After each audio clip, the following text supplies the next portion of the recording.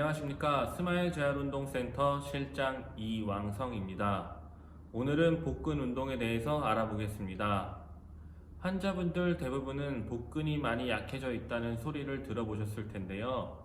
그래서 다들 한 번쯤은 복근 운동을 해보셨을 겁니다.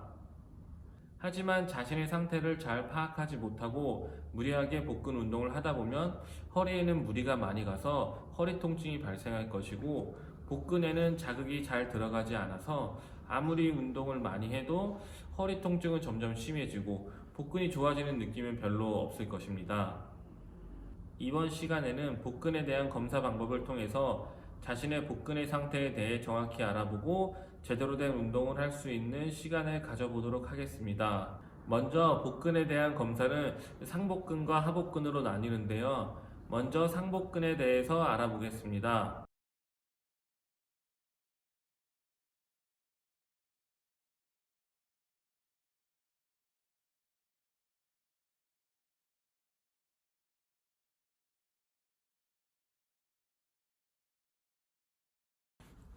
결과는 크게 두 가지로 구분할 수 있는데요. 상복근은 강하거나 고관절 굽힌근이 약한 경우, 상복근은 약하거나 고관절 굽힌근이 강한 경우입니다. 상복근이 약하신 분들은 앉는 자세까지 도달하기 어려우실 겁니다. 대부분의 환자분들은 복근이 약하여 윗몸 일으키기를 할 경우 보호자나 치료사들이 다리를 잡아주고 하는 경우가 많을 것입니다. 하지만 다리를 잡아 척추의 굽힘이 거의 없는 상태로 윗몸 일으키기를 하시다 보면은 복근엔 힘이 하나도 들어가지 않고 고관절 굽힌근 운동만 계속하게 됩니다. 이러한 경우에는 윗몸 일으키기를 하는 것보다 윗몸 일으키기에서 고관절 굽힌근 전 단계인 몸통 굽힘 단계까지만 운동을 해주시는 것이 좋습니다. 윗몸 일으키기를 하는 것보다 몸통 굽힘을 하는 것이 척추 디스크 내에 가해지는 압력이 더 적다고 알려져 있습니다.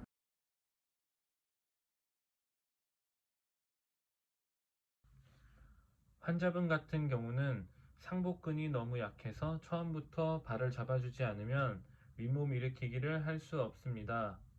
이런 분들은 몸통 굽힘이 충분히 일어나지 않고 고관절 굽힘이 많이 일어나게 됩니다. 상복근을 강화하기 위해서는 몸통 굽힘만 하도록 하는 것이 바람직합니다. 이 동작이 고관절 굽힌근 동작 없이 복근 운동을 하는 데 이점이 있습니다. 척추가 완전히 굴곡되는 상태까지 몸통을 구부릴 수 있으면 손을 머리 뒤에 두고 실시하면 더 많은 저항이 가해집니다. 지구력 증진을 위해서 몸통을 완전히 구부린 후 몇 초간 그 상태를 유지하기를 10번 정도 반복합니다.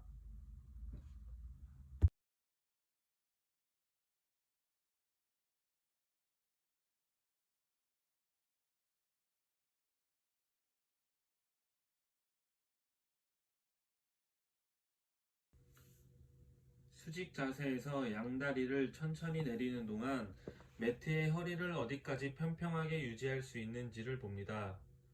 내려오는 동안에 골반이 전방경사되고 허리가 테이블에서 뜨기 시작하는 순간을 보시면 됩니다. 끝까지 잘 내려오신다면 하복근에 문제가 없다고 보시면 됩니다. 영상처럼 다리를 내리는 중에 허리가 뜨게 되면 하복근의 근력이 정상이 아니라고 보시면 됩니다. 이런 근력으로 참고 양 다리 들기 운동을 하게 되면 허리에 무리가 많이 갑니다. 환자분은 아까 상복근 검사와 달리 하복근은 강한 모습을 보여줍니다. 이런 분들은 복근 운동을 상복근을 중심으로 해주시면 됩니다.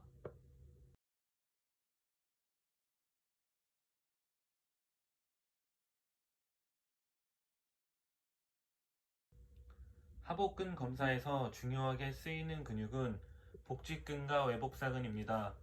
외복사근은 바로 누운 자세에서 골반을 후방경사로 유지하는 데 큰 역할을 합니다. 그래서 하복근 검사에서 허리가 뜨는 분들은 복근 운동과 외복사근 운동을 같이 해주셔야 합니다. 먼저 하복근 운동은 하복근 검사와 비슷합니다. 본인의 허리가 뜨기 직전 위치까지만 내렸다가 다시 올리기를 반복하면 됩니다. 내렸다 올렸다를 반복하면서 차츰차츰 다리를 더 밑으로 내려서 운동을 하면 됩니다.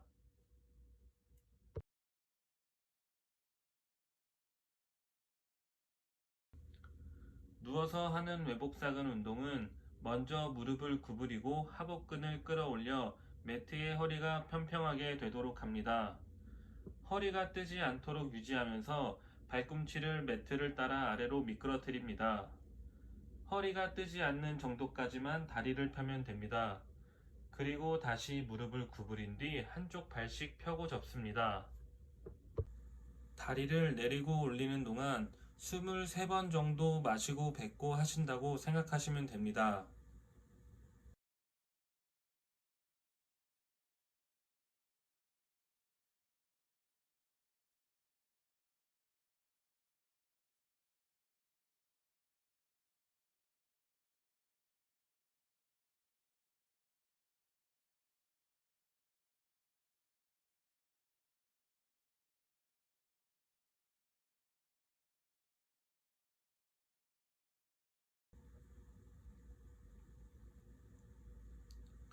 지금처럼 다리를 내리는 도중에 허리가 뜨게 되면 허리가 뜨기 전까지만 다리를 내리고 다시 올리면 됩니다.